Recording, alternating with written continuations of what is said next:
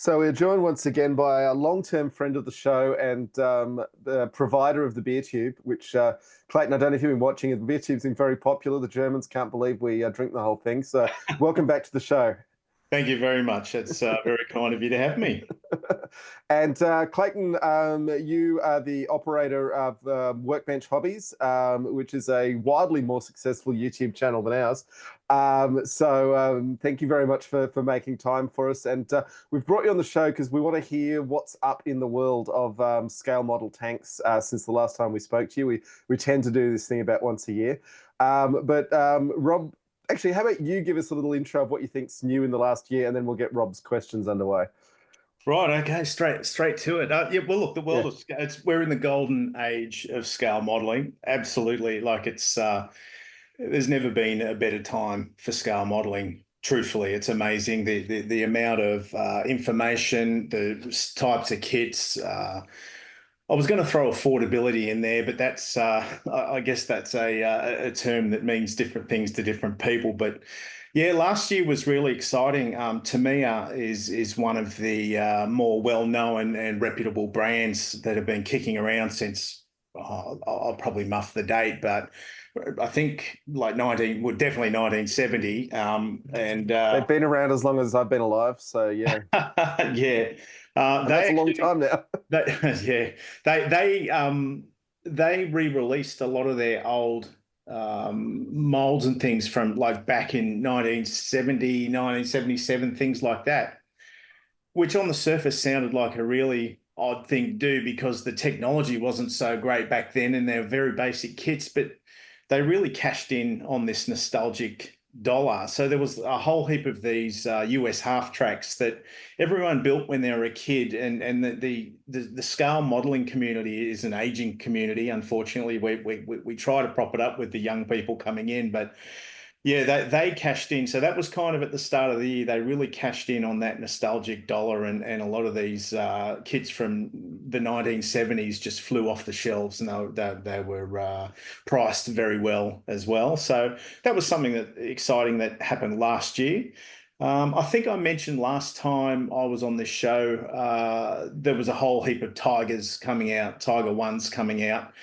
So Tacom did that. Tacom's a Chinese manufacturer, and they produce really good models, and they've released a whole heap of Tiger Ones, and they're finding new ways of squeezing the lemon that little bit more and getting the juice out of every Tiger that you could ever imagine with the different basket and the different exhausts and all that sort of stuff. And just when you think they can't release any more Tigers, there's a few more boxings of Tigers are coming out. So yeah, that was probably the big things from last year. The Bradley, surprisingly, was quite a popular model that came out last year. Um, my favorite model of last year, which I did a video on, it wasn't a tank. Sorry to disappoint you. It was actually a Kubel wagon. Does that count? Can we talk about Kubel wagons on a tank podcast? Yeah, I mean they're cool, and they go around at tank festivals, so why not? Maybe you guys could have like go to buy one of those in place of the tank. Mm, always an option. So what was great about that model? Um, Look, every manufacturer releases a Kubel wagon. Everyone's got one. This was a company called Meng. And just the way it was engineered and the fit and the price point, I think it was $25, like quite extraordinary for the level of detail.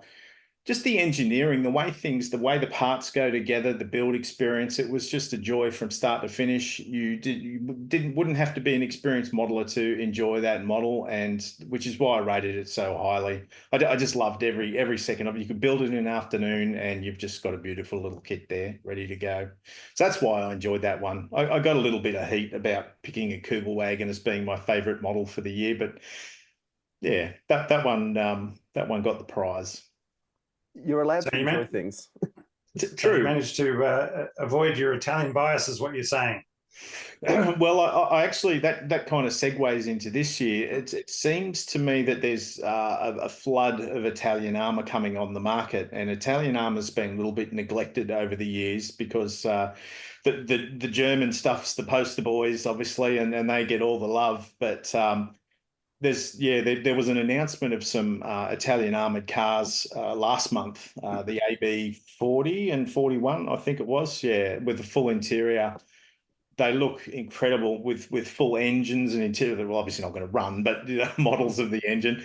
So that's extremely exciting. Italeri, which is another really old manufacturer, are reboxing a lot of their Italian armor that they released, but they're upgrading the molds and putting metal barrels and just better details in them. So taking kits that were released in the 1970s and putting a little bit of shine on them. I mean, they're not going to be the greatest kits in the world, but they'll be a great foundation to build Italian armor. I was about to say, I with a mean, name like that, are they an Italian company? So yes, of course they are. Yes, but I like the Italian armor. One, because it's a little bit obscure, and some of the schemes and stuff that they used and painted their tanks in were really interesting. A lot of three tones, and as a modeler, it just gives you something a little bit different to have a stab at, and a little bit of a challenge as well. on that note, can I ask, riveted armor tanks, I'm guessing that they give you a lot to dry brush. Is there something that's just fun to make with the ones with the, that are pimply? So dry brushing was massive back in the day. Like that was one of the real go-to techniques was dry brushing. Then all of a sudden it fell out of favor and everyone frowned on dry brushing.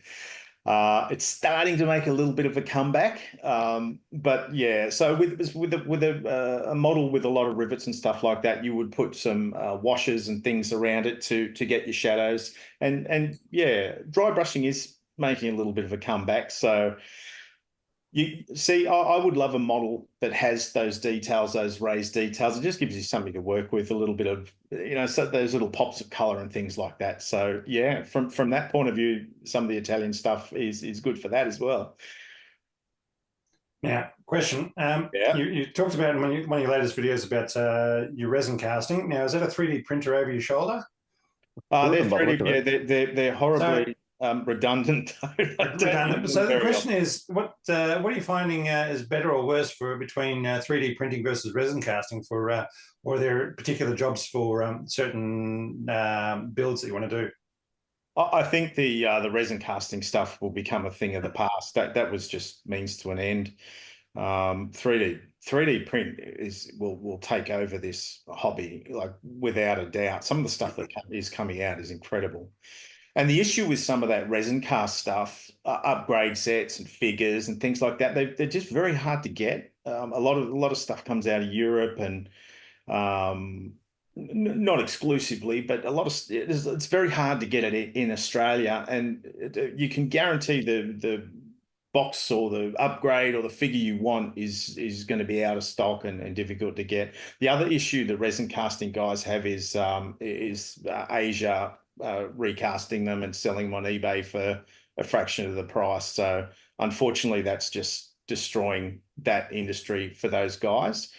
I guess the benefit of having the 3D printers is it's immediate. It's right now. You can buy a sculpt online. There's some great sites. Colts 3D, I buy heaps of figures from. And the beauty of that is if you get the STL file, you can scale it to 72nd, 48th, 35th.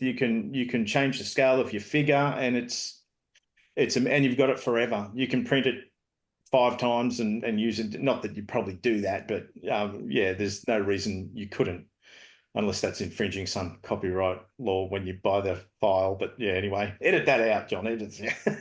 No, I mean, I've got a question on that because when I worked for a museum that I won't name here, when we needed 3D renders of military vehicles, we were buying reasonably large scale models and paying model builders to build them, and then we were putting them through the photogrammetry to create a 3D model. But if you've actually got the vehicle, I mean, I know that putting a tank on a turntable is a bit of a big job, but is anyone actually scanning the real vehicles, or are they still working from smaller models?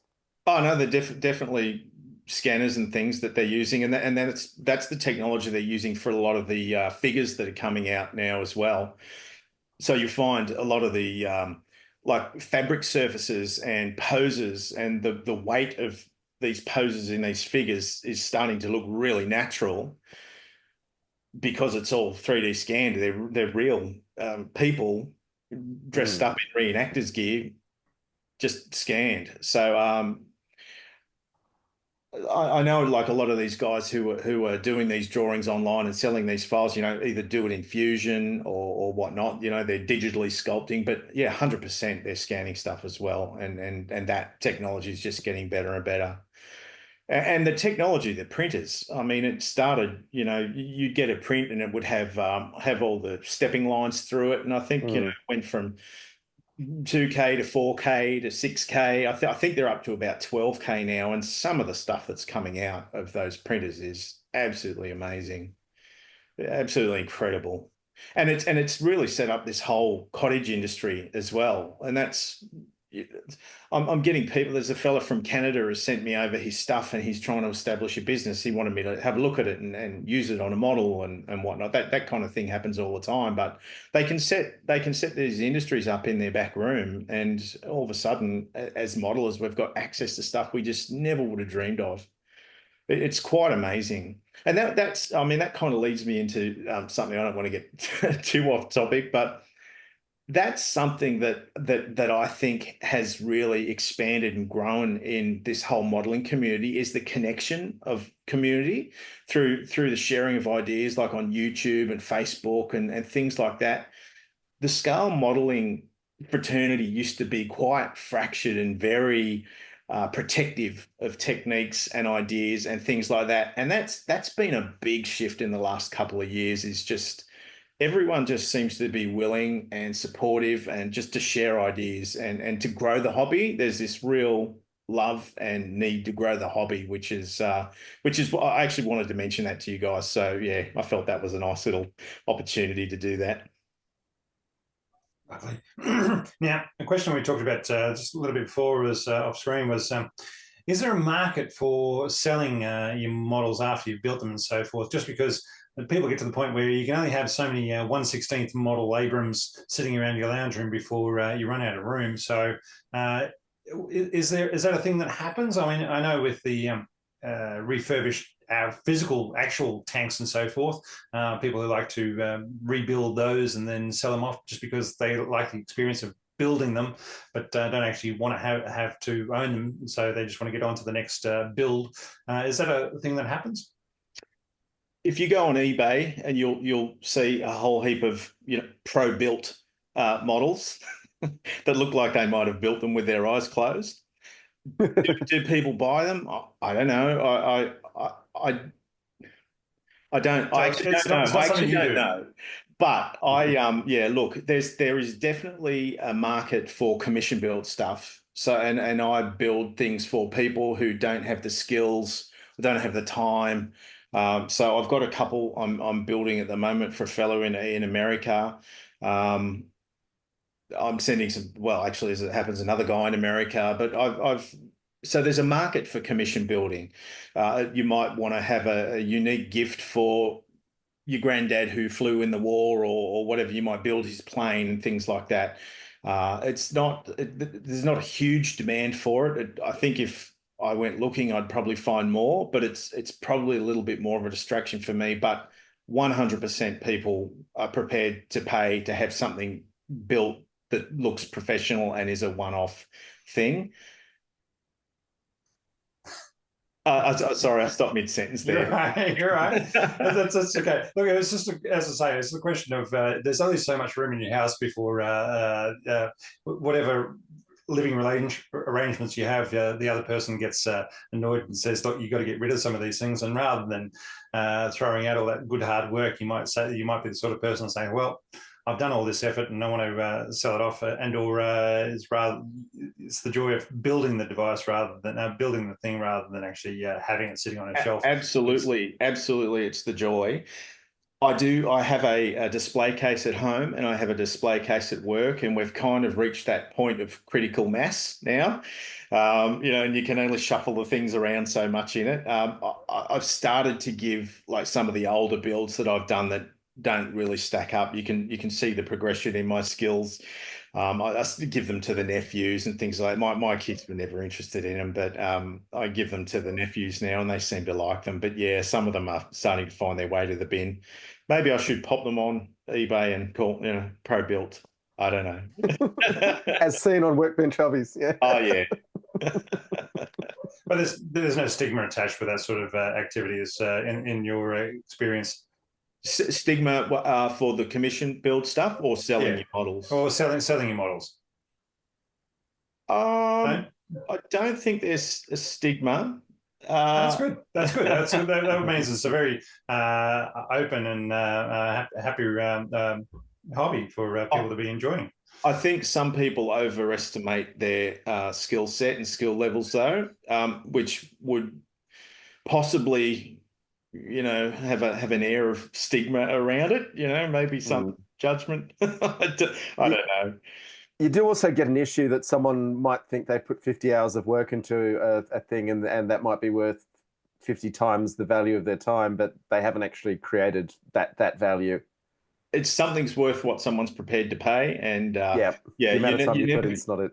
You're never going to retire on building models for people. But the way I look at that is if I can make a video out of it and I can do something that I love doing anyway and get a little bit of money that helps me fund the hobby, it's just a win-win. They're happy. They get a beautiful one-off piece, a model that they've always wanted and couldn't do themselves. And I can make a video and, fund the hobby a little bit. That's great. Now, coming to the big questions. One, what are you looking forward to this year? And two, will you be coming to Cairns this year? Well, to answer the first question, and it sort of ties into your 16th scale talk before, there's this one bloke who is literally driving the 16th scale market. He's an American bloke, Andy's Hobby Headquarters, and he seems to have just developed this market for 16th scale models. It's nuts. Anyway, he's just released the M113, which everyone's been calling out for.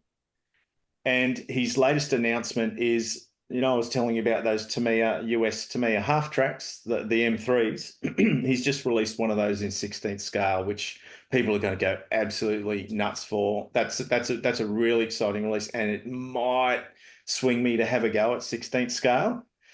Maybe I could put a granny flat on down the back, to house some of these things. What else? Tamiya have just announced a Hotchkiss H39, which is a kind of odd little French tank, but that actually saw action in quite a lot of spots around the world. The Israeli Defense Force even used them up to, I think, 1952, saw action in Indochina, French Indochina. What else? Obviously, there's the Italian stuff coming up. I'll tell you another thing that's pretty exciting. Did you guys ever play Command and Conquer as younger men? Of course. Yeah. Yes. Red Alert. Yeah. So yeah. Border Models are bringing out a whole range of the vehicles that were in that game. And their latest one is the Tesla tank, with the big balls and all the lightning and stuff that came out of it. So that's a nice little intro for people who might not like the World War II stuff or modern tanks, but it's kind of, 1 foot in sci-fi, 1 foot in reality kind of thing. And they'll cash in on that nostalgic dollar as well. So that's exciting.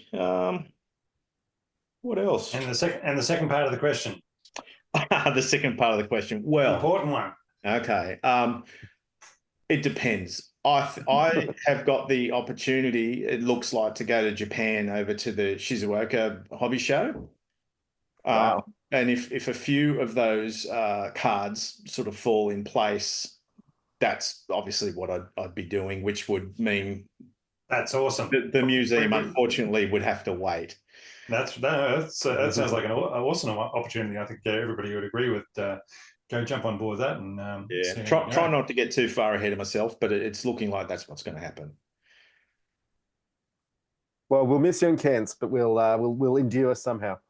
Thank you. Yeah, it's such a great time up there, isn't it? I love it. I will 100% get back there. All righty. Well, thank you very much, Clayton. I think that'll do us for today. We really appreciate you taking the time to chat with us. Clayton from Workbench Hobbies is presence all over the interwebs, whether it's Facebook, YouTube, and where else can people find you, Clayton? Oh, that's it. That's the main ones. Yeah. And he's a well-renowned expert and reviewer of new models as they come onto the market. So anything model related, you'll know all about it. Any excuse I can to involve myself in the world of modeling is a good excuse. Yeah, I love it. I'm obsessed with the hobby, and yeah, the more people I can get in to try it, the better. Thank you very much. Nice one. Thank you, Clayton. Sweet. Thanks for having me.